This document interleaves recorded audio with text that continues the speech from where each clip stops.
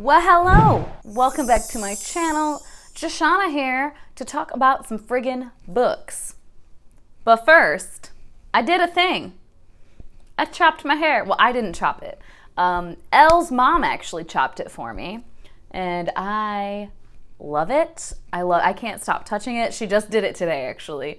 And then Elle did my makeup, and I was like, well, I look cute, so let me film some videos. Yeah, I just was wanting a change anymore, especially with working from home and pandemic, you know, not being able to go anywhere anyway.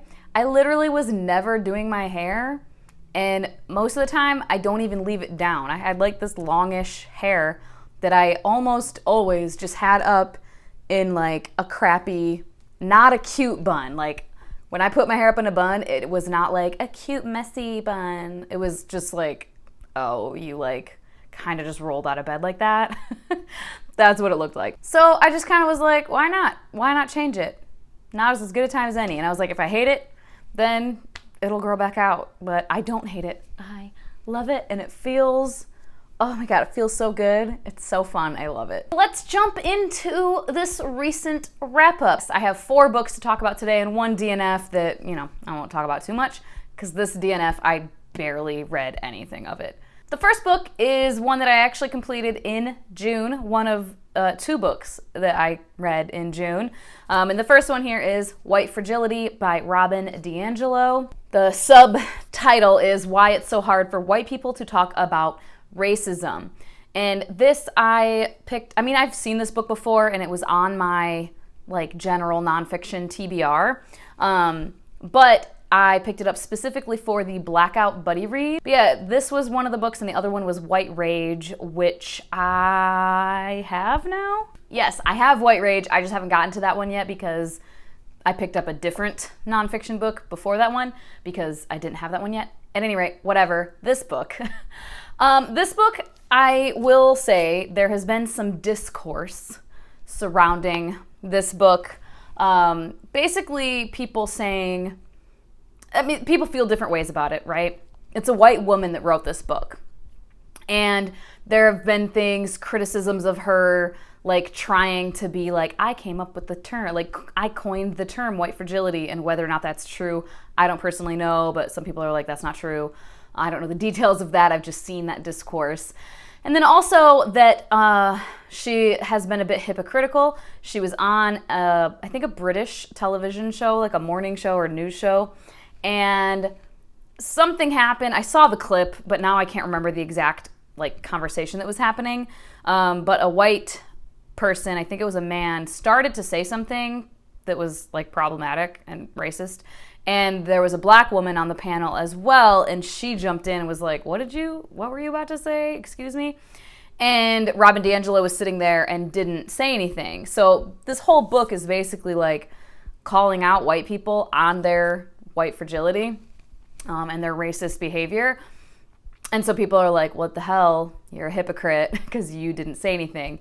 And then also just the conversation about the fact that out of all of these works that are talking about racism and racial injustice and these issues and whatever, that hers was #1 on the New York Times bestseller list. And you know, should a white woman's work on this topic be the one necessarily that's #1? Probably not. All of that to say, though, that I personally, coming from my perspective as a white person, and especially I feel like where I grew up in a very secluded little bubble of a little country, rural hometown. It's not on the outskirts of any city. It was very secluded, right? And 99.9% white. Still to this day is like 99 point something percent white. And so damned colorblind. Like, I personally think places like that, especially people from places like that, people who still are in places like that, I think they need this message. I really do. She's talking about why we're so uncomfortable talking about race, how we are raised to just never think about race. And so we have no racial stamina. for these conversations that come up, and we just get defensive. And also the good-bad binary of racial problems, right, or racist behavior.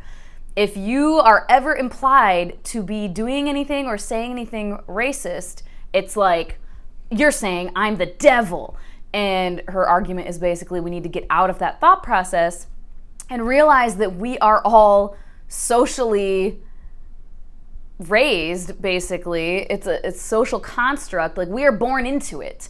We cannot help but be racist sometimes. And that doesn't necessarily mean you're an evil person and that you're like an overt, I hate, XYZ people racist, but you will have racist behaviors whether you know it or not. And you need to be able to have these conversations and to recognize these things and so on. The thing is, this book, and I can't remember where I saw it. I saw a video on Twitter of someone talking about this, and I wish I had saved it. This black woman was explaining, like, this is not an anti-racist work. And I would agree with that, for sure. I think this book is a very good stepping stone for a lot of white people who do need this kind of stepping stone. They need, and it sucks. It's annoying and it's frustrating that a lot of white people need to hear this message first from a white person, but they do. I know too many who absolutely will they'll get defensive hearing it from a white person, but less than if they heard it from a black person. And that's just the facts. As annoying as it is, it's just the truth. Like, I've seen it. You know what I mean? Like, I'm from a place like that, and there are so many places like that across the country, across the world, that are just these little bubbles.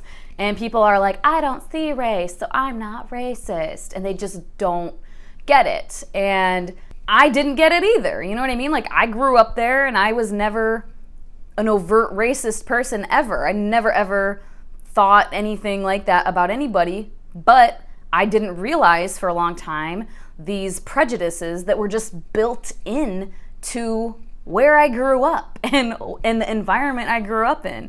And yeah, so I just think that it's super annoying that this book was #1, but I hope that those people that were buying this book were buying other books as well. I hope, because it is a good stepping stone, but this does not need to be the only book that you read about these issues. You need to read way more books by Black authors and about the Black experience, and also works that are actually anti-racist, that are teaching you more about this, more education on anti-racism. This is more of an education on why the hell you get so defensive as a white person when race gets brought up.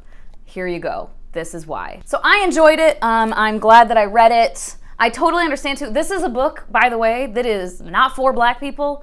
I don't think that if you're Black, you need this book really at all. I mean, if you're just curious, read it, but be warned that there are quotes in here. It's an academic text. There are quotes in here that use the N-word, and with a hard R. The audiobook is, I saw quite a few people being upset, rightfully so, understandably so, with the book in general for a white woman having written it and using these quotes. Thoughts on that, whatever. I'm not going to get into that right now. I don't think it's such a big deal because it's an academic text. And the quotes that she uses, one of them specifically, is also used in White Rage. I read it in The New Jim Crow years ago. It was in the 13th documentary. It's a widely used quote, and I see the reason it was here. But the audiobook, it's narrated by a white person, so it was pretty jarring for Black people that were reading the book on audiobook to come across that. Even some white people, I didn't listen to the audiobook, but even some white people I saw being like, yeah, that made me pretty uncomfortable. Obviously, as a Black person, it's gonna make you more uncomfortable. So this isn't for Black people. I don't think you need to read this if you're Black. I mean, obviously you can if you want to, but be forewarned that you're probably gonna be like, I don't like this. This is not for me, and I hate it. And that's understandable. But yeah, for all the reasons I said, that I do think this is so needed for so many white people, as annoying as it is, I do think that it's a good work in that regard. I just think people need to be careful about recommending it as anti-racist literature, because I don't think that that's what it is. Next up, I listened to From Hoopla, from the library in some fashion. The End of Policing by Alex S. Vitale. Yes, Alex S. Vitale. And this was super interesting, another nonfiction. This one is about basically the whole defund and abolish the police concept and movement. And yeah, I really enjoyed this. This is another one where it wasn't like a lot of real life like examples were given of like, here's a solution to these problems, but it was more the history of policing in different, like each chapter was a different thing. Like one chapter was talking about homelessness, policing homeless people. Another chapter was about sex workers. Another chapter was about drugs and, you know, criminalization of drugs and so on and so forth. And there were so many historical things included that were very interesting. Quite a few things that were pretty eye-opening. Nothing super crazy. I read The New Jim Crow years ago, and it kind of talks a lot about just over-policing of communities, right? And this book dealt with that, but it went more into policing in all these other areas, like I said. And I just thought it was super, super interesting. It did provide some, like, here's what we could do instead. But I think I consider this more of like an intro to the whole idea, to the whole movement of abolishing the police. And basically that the police are overworked. They're doing more than they should be doing, more than they are trained to do, for sure. And that they're not needed for so many of these situations that they get called for. Mental health, homelessness, again, like basically that we need to take the money. The whole concept of the movement is we need to take all these millions and millions and millions, sometimes billions of dollars away from the police and give it to other community services like mental health professionals who, if you have someone who's having an episode, having some sort of, you know, dangerous episode due to their mental health issues, then you can call these people and they'll come without guns and things, and they will be trained to deal with this. And decriminalizing sex work and just so on and so forth. Highly recommend it if you are at all interested in that movement, in that concept. I think it's a worthwhile listen. The audiobook was pretty good. I mean, it's dry, it's very nonfiction-y in parts, so be forewarned, but it's pretty short. It didn't take me very long to get through. So I would recommend. The DNF was The Land of Love and Drowning by Tiphanie Yanique. This was one I just randomly picked up from the library. It is a Caribbean family drama with, I don't know if it was fantasy or magical realism. I didn't get far enough into it to find out, and I don't know what it's categorized as. First of all, I didn't realize when I picked it up that it was this like family drama, like multi-generational family thing. I didn't really realize that. I just thought it was about these two sisters, but then it seemed like it was like going more in depth. That's not usually my jam. But the biggest thing was trigger warnings for incest almost immediately. Like, I think it was literally I think there was a prologue, and then either in the first or the second chapter, nothing had happened yet. Like, you didn't see anything on the page happening yet, but this man was, first of all, being really creepy towards a child that wasn't his daughter.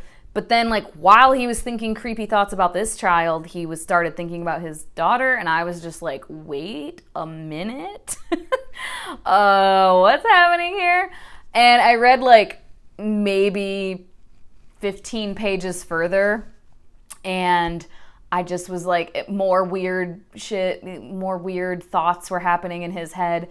So I looked at Goodreads at some of the ratings and the reviews, and yeah, apparently it gets pretty intense with the incest, and that it's on the page, and I just was not feeling it. I don't know. And then I don't have the book anymore. I took it back to the library already, and I listened to it on audiobook mostly. A Crown for Cold Silver by Alex Marshall. I started reading it in the physical copy, but I was struggling. The way it started, it kind of just threw you into it, and I want to say that the world building of this book isn't exactly my favorite. So, by the way, it's adult high fantasy. It's very military based, but it's not like a military fantasy in my perspective. Because you don't see like the strategy and like the war strategy really. Like you don't see too much of that. But the whole premise is Zorsha was a leader who led a rebellion decades ago, won the crown, and then reasons unknown didn't have the crown anymore. And things are happening now, like 25 years later, and there's like another rebellion trying to happen, basically. So this whole thing is like, we're coming for the empire and getting our band together, getting our war band together. So that's the general premise, okay? But yeah, the world itself, like there's things referenced, there's different lands referenced, there's the different 5 points of the star or 5 arms of the star referenced, and the religion is there and talked about a fair amount, but I still don't feel like I really have a good grasp on the different cultures, how they're different. The religion too, like had a really large part in the government, but like why? I don't know. Why was Zorsha like trying to overthrow the empire in the past? Reasons. And then even in the current like time, why are they trying to, like, it's so bad for everybody. Why? What's bad? Like I didn't quite understand what was so bad about the empire other than like the religion aspect, and they didn't like that the religious leaders were like kind of leading the country, but like what were they doing to the people? Like we didn't see that. We didn't see like on the ground how the people were living and how the rulers were affecting the people. It just was like said to us like, oh no, it's bad. I was like, okay, but why? So I feel like the world building wasn't great for that, but something I really, really enjoyed about the world building is that this book is very queer. Basically, like in this world, it seems to be that like most characters are either bisexual or pansexual, but they're never like on the page saying like, I'm bisexual. They just, you know, oh, we're married to a man for many, many years and flirting with this man, but now flirting with this woman and wanting to take her to bed. And then this other woman, she's hot too. And then, oh, this guy, you know what I mean? Like there just were characters that were like clearly into at least both men and women, potentially pansexual, I don't know. And there was more than one character like that. And it just seemed to be like kind of just a natural, like this is just how it is here. And I don't know, it was really cool to see that in an adult fantasy. Since I listened to this primarily on audio, like 90% of it on audio, audiobooks for me, I've said this before, if it's a book I'm reading for the first time, audio isn't the best because, I don't know, I know I don't retain things as well, and it's much harder for me to get connected to the characters, to care about the characters when I'm listening to an audiobook. I don't know what it is about my little brain that just was like, I can't. So I feel like I didn't really like love any of the characters necessarily, but like I liked them. I thought they were well written and all of that, and their relationships were interesting, and you know, but I want to continue with the series for sure. I have the second book in physical form from the library already, so I'm going to continue with the series, and hopefully reading the rest of it in physical form will, like, it'll sink in a little bit more, and I'll get a little more into it, because yeah, I didn't dislike this book in any way, shape, or form. It's just a hell of a long book, took me a while to get through, and yeah, I just wasn't like super into it, but I liked it. On my 1 to 10, I gave this a 6.7, which translates to 3.5 pushinicorns. The next book is Why I'm No Longer Talking to White People About Race by Reni Eddo-Lodge. She is a British woman, black British woman, and I don't think I knew when I picked it up or when I bought it that it was like written from a British perspective. It's really interesting though. So much of it mirrors the United States, which makes sense because it's a Western white-centric civilization, society, whatever, government, country, etc. So they have so many of the same issues with institutional racism, systemic racism, civil rights, just fucking atrocities, historically and otherwise, it seems that maybe, at least from this book, it seems that there isn't so much of a focus on their civil rights movement or civil rights things that happened in their like history books, in their, you know, in their education system, as there is here.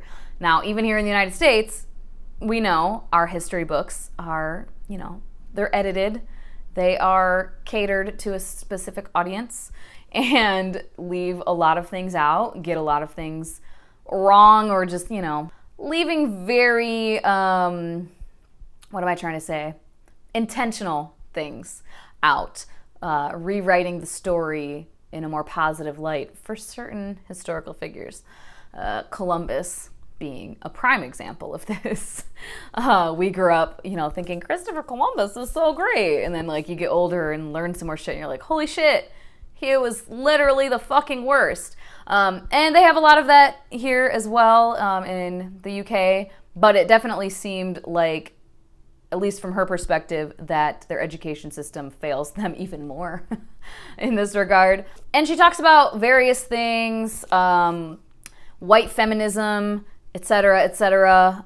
She touches on bunches of different topics in this realm of institutional racism. And it's this one, again, I would say, I don't know if I would say that this book is like anti-racist either, but then I'm like, what constitutes in people's, you know, minds something being anti-racist? To me, that implies that like this book is teaching you how to be anti-racist, like how to aggressively fight against racism, right? Like actively fight against racism and like see it, recognize it, do something about it. And this definitely, like, I think helps you see it and recognize it. It's very much an exploration and explanation of how structural racism works in society, but like it wasn't necessarily like, and here's what we should do about it. But I think it's really important. It's another work. This had a lot of similar concepts as this, just different perspectives and a different overall message for sure. A couple of times I did feel like maybe, not that she was getting off topic, and like it's her book, she can talk about whatever the fuck she wants to talk about, but specifically when she was talking about feminism, I thoroughly enjoyed the entire section about feminism. But it was really, really long, and there were parts of it where like we were no longer also talking about race. We were just basically talking about feminism in general. I don't know. Again, I enjoyed it, and I still thought it was like educational. It just felt a little bit meandering in a couple of parts. At any rate, I definitely recommend this to anyone who wants to continue their nonfiction journey through books that are talking about structural racism, institutional racism, anti-racist works, etc., all these things. I think this is a good one to pick up. I kind of feel like these two books kind of go hand in hand though, because here we have a white person being like, hey, white people, you're really fucking fragile with conversations about race. You get hella defensive. Here's like reasons why you're basically conditioned to be like this. Like maybe stop, recognize this shit and knock it off. And then this one is basically a black woman being like, I got sick of talking to white people about this shit because y'all are so fucking fragile. And like, from my perspective, here's what it's like to be dealing with you when you're being this defensive and fragile about this shit. And why I basically felt silenced or frustrated to the point of wanting to be silent because you just can't seem to shut up and fucking listen. So I feel like they kind of go hand in hand. And there we have it. Those are the books. As always, thank you so much for your time. Hope you guys have a wonderful day, and I will talk to you later. Bye-bye.